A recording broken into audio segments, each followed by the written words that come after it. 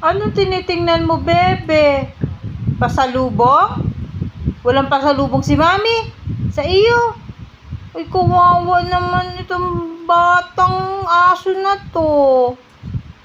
Wow, ano gusto mo? Pasalubong? Chimkin?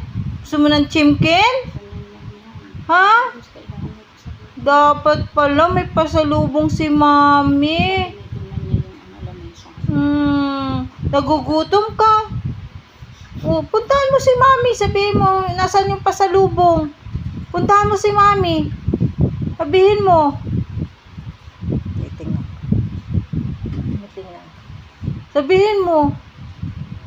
Sabihin mo, mami, bakit wala kang pasalubong na chimkin? Sabihin mo, bebe, gutom ka na. Ha, bebe koy. Wow, wow.